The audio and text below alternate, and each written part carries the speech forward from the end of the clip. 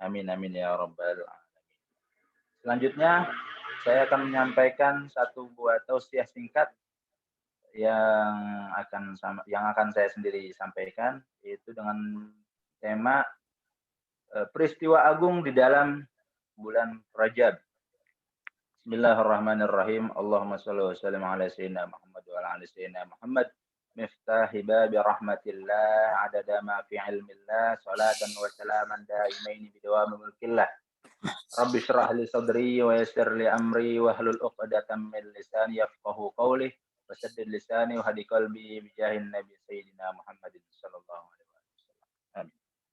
Amma ba'd. Alhamdulillah, ma'asyiral hadirin, para penghuni Wisma Atlet yang insyaallah diberkahi oleh Allah Subhanahu wa taala. Pertama-tama mari kita ucapkan puji syukur kita kepada Allah Subhanahu wa taala yang senantiasa memberikan kita nikmat yang banyak sekali. Di antaranya nikmat iman, nikmat Islam, nikmat taufik hidayah, nikmat kesehatan, nikmat kesempatan waktu, sehingga kita bisa bermuajah kembali di dalam majelis yang penuh barakah ini. Amin amin. Alhamdulillah, hadza min fadli rabbi. Berbicara tentang bulan Rajab, bahwasanya di dalam Al-Qur'an dikatakan Allah Subhanahu wa taala mengharamkan, atau dari 12 bulan Allah mengharamkan 4 bulan. Untuk apa? Di dalam 4 bulan itu dilarang, salah satu perintahnya adalah dilarang untuk berperang di dalam 4 bulan ini. Apa saja bulan itu? Yang itu pertama bulan Zulqa'dah, kemudian juga bulan Zulhijjah, kemudian juga bulan Muharram. Yang terakhir adalah bulan Rajab. Yang di 4 bulan ini kita senantiasa dianjurkan untuk berzikir banyak-banyak. Ya, malam. Iya, Sus. Kalau kita berbicara tentang bulan Rajab, sebenarnya banyak sekali peristiwa agung di dalamnya. Ya. Hanya saja mungkin karena kita keterbatasan waktu di sini, kita ambil satu buah peristiwa agung aja, yaitu tentang peristiwa Isra wal Mi'rajnya Nabi Muhammad sallallahu alaihi wasallam. Dikatakan dalam surah Al-Isra bahwasanya Nabi Muhammad sallallahu alaihi wasallam itu diisra'kan dari subhanalladzi asra bi'abdihi lailan minal masjidil haram ilal masjidil aqsa alladzi barakna haulahu linuriyahu minuri min ayatina. Bahwasanya Allah mengisrakan, memperjalankan Nabi Muhammad sallallahu alaihi wasallam dari Baitullah ke Baitul Maqdis. Kemudian Allah panggil ke Sidratul Muntaha, yaitu tempat yang tinggi sekali, yang sangat mulia, yang tidak pernah ada makhluk yang mencapai derajat itu. Nah, tapi Nabi kita Muhammad SAW, Nabi besar Muhammad SAW, dipilih sama Allah untuk menghadap Allah secara langsung, ya kan? Jadi peristiwa Isra Mi'raj itu adalah peristiwa yang sangat agung dan penuh bisa dibilang itu penuh tantangan buat umat muslim. Tantangannya seperti apa? Nanti akan saya jelaskan.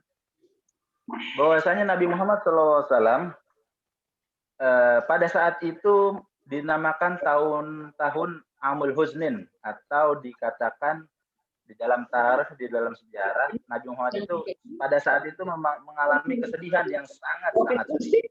Kenapa bisa sedih Nabi Muhammad SAW? Yaitu karena telah kehilangan dua mata hatinya, atau bukan mata hati, mutiaranya dalam hidupnya. Ya, orang yang sangat berharga maksudnya dalam hidupnya. Siapa aja itu?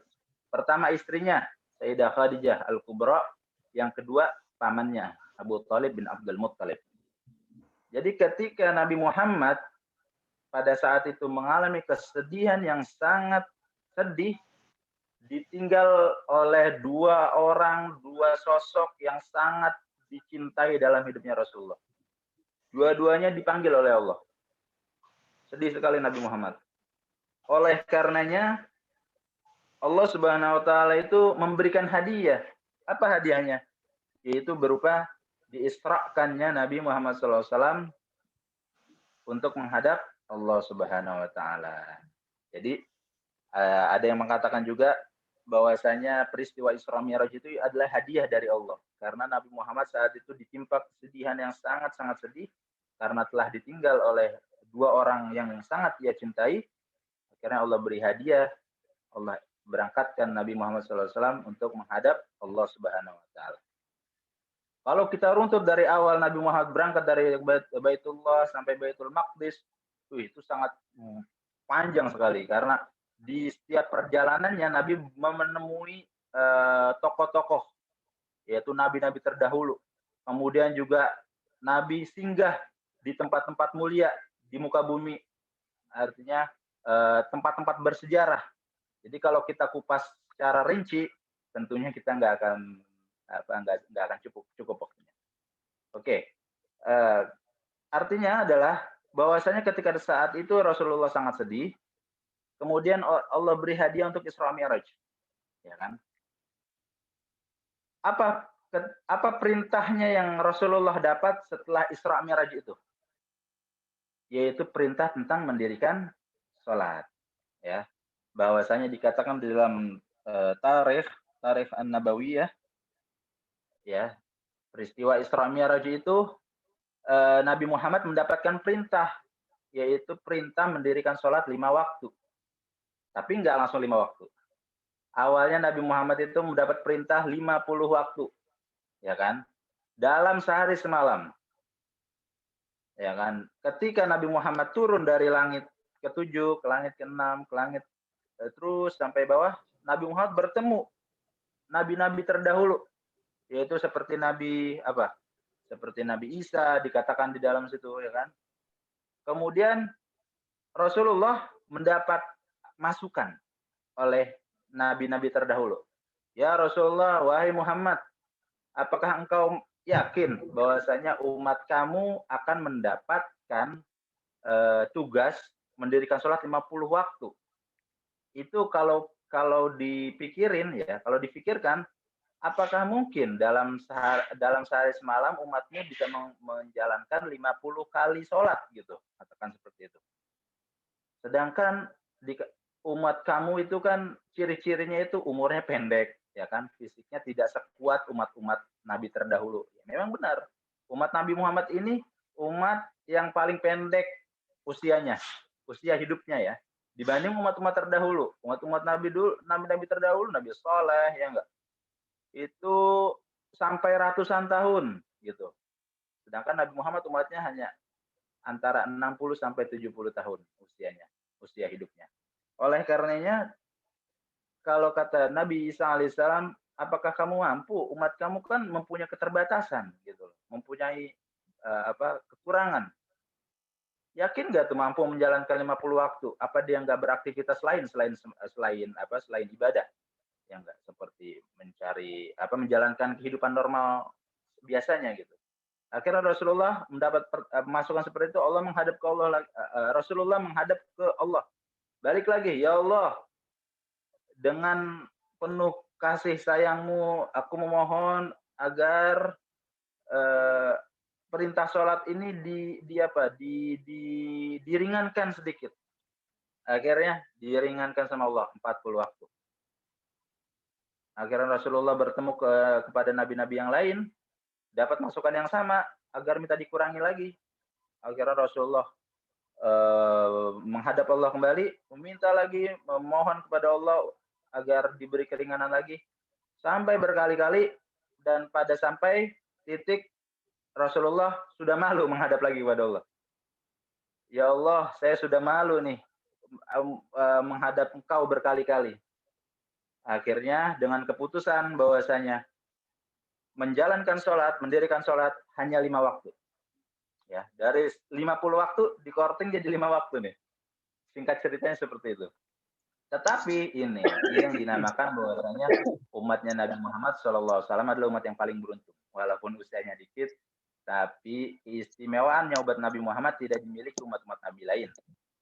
Menjalankan sholat 5 waktu, tapi mendapat pahala 50 waktu. Gitu. Jadi sama Allah, kerjaannya di korting gitu loh ibaratnya, ibadahnya di korting tapi pahalanya tidak di korting. Itu adalah keistimewaannya umat Nabi Muhammad Shallallahu Alaihi Wasallam. Itu adalah poin pertama, yaitu peristiwa Isra Mi'raj adalah di mana peristiwa Rasulullah mendapat mandat atau mendapat perintah untuk menjalankan sholat 5 waktu ya bagi umatnya. Kemudian poin yang kedua dari peristiwa agung Isra Mi'raj itu adalah di mana umat Muslim saat peristiwa Isra Mi'raj itu ditantang keimanannya, ya bahasa kita itu di challenge.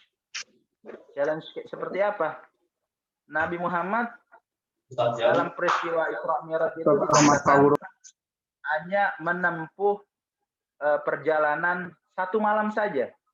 Jadi berangkat malam sebelum subuh sudah sampai di rumahnya kembali, gitu.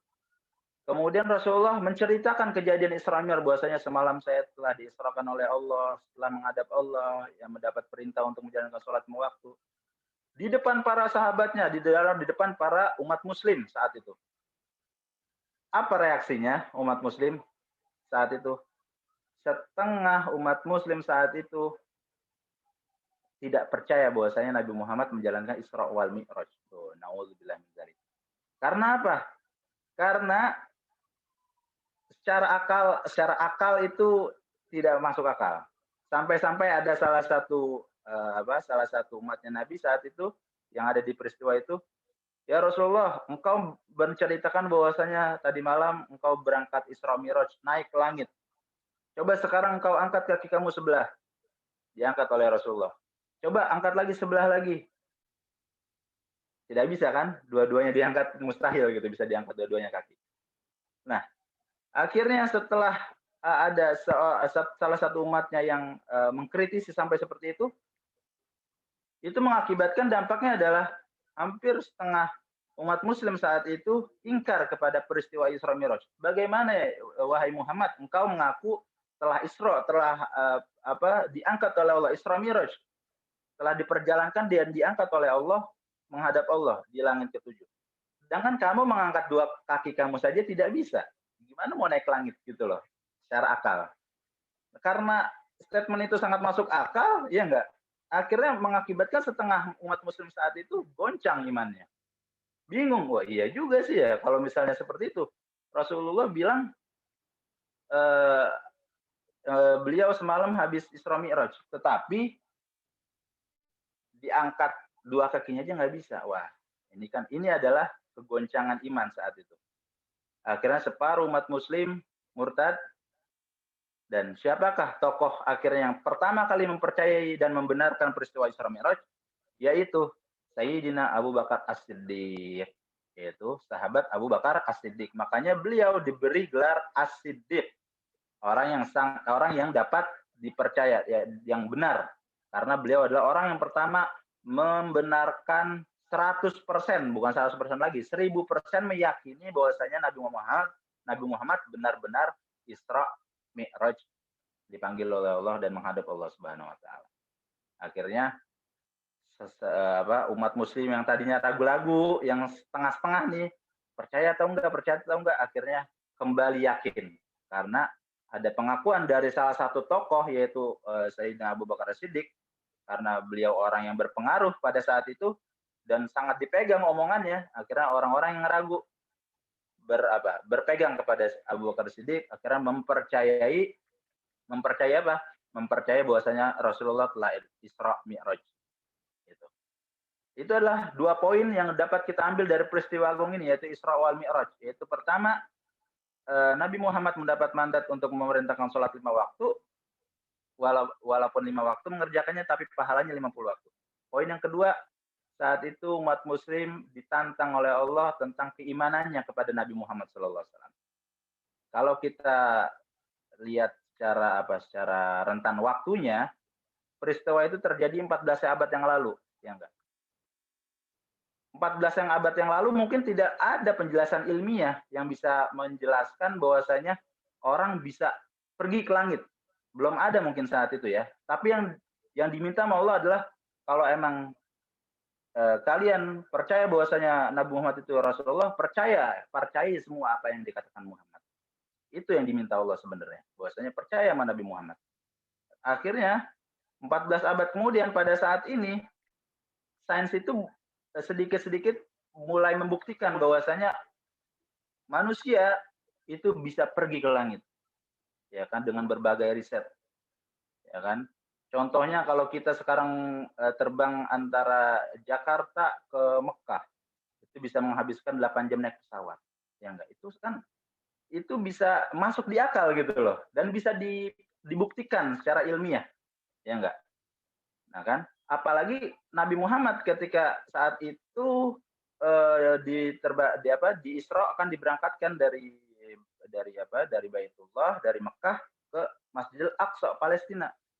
Yaitu mungkin kalau pembuktiannya pada zaman itu nggak bisa dibuktikan, tapi akhirnya sejarah pada saat ini dengan perkembangan ilmu, pengetahuan yang semakin masif, akhirnya dapat terbuka gitu loh, dapat terbukti dikit demi sedikit bahwasanya peristiwa yang dikatakan oleh Nabi Muhammad SAW Isra Mi'raj itu bisa diterjemahkan dengan akal pada saat ini. Nah, mungkin 14 abad yang lalu udah cukup percaya aja dulu, karena nggak mungkin dijelaskan saat ini dalam penjelasan ilmiah. Akhirnya terjawab pada 14 abad kemudian pada zaman sekarang, bahwasanya banyak proyek-proyek yang tadinya kita nggak masuk akal, tapi manusia dapat membuktikannya, yang sampai ke bulan, sampai ke planet ini gitu kan. Dan itu adalah pembuktian, dan Allah sudah buktikan itu bahwasanya omongan Nabi adalah benar. Nabi Muhammad SAW diberangkatkan dan Isra Mi'rajkan oleh Allah Subhanahu wa taala. Mungkin dari peristiwa peristiwa di bulan Rajab itu, yaitu adalah salah satunya peristiwa Isra Mi'rajnya Nabi Muhammad SAW yang sangat luar biasa. Banyak nilai-nilai yang terkandung di dalamnya, banyak cerita-cerita peristiwa yang kalau kita kupas lagi, sungguh sangat memakan banyak waktu ya, nggak cukup kita hanya melewati Zoom meeting seperti ini. Mungkin kiranya hanya itu yang dapat saya sampaikan. Kurang lebihnya mohon maaf. Hadanallahu wa iyyakum ajmain. Wassalamualaikum warahmatullahi wabarakatuh. Waalaikumsalam warahmatullahi wabarakatuh.